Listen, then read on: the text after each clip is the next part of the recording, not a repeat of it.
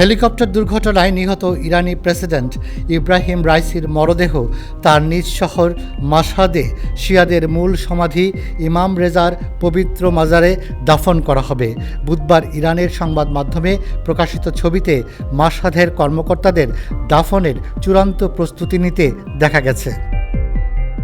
এদিকে ইরানের দ্বিতীয় বৃহত্তম এই শহরের রাস্তায় বিশেষ করে ইমাম রেজা মাজারের চারপাশ জুড়ে রাইসির বড় বড় ছবি, কালো পতাকা এবং শিয়াদের নানান প্রতীক টানানো হয়েছে। এর আগে গত মঙ্গলবার ইরানের পূর্ব আজারবাইজান প্রদেশের রাজধানী তাবরিজে নিহত প্রেসিডেন্ট ইব্রাহিম রাইসির জানাজা অনুষ্ঠিত হয়। সেখানে হাজারো শোকার্ত মানুষ সামিল হন। পরে তাবরিজ থেকে রাইসি ও তার পররাষ্ট্রমন্ত্রী হোসেন আমির আবদুল্লাহিয়ানের মরদেহ ইরানের মধ্যাঞ্চলের ঐতিহাসিক কোম শহরে নেওয়া হয়। সেখানেও তাদের জানাজা হয়।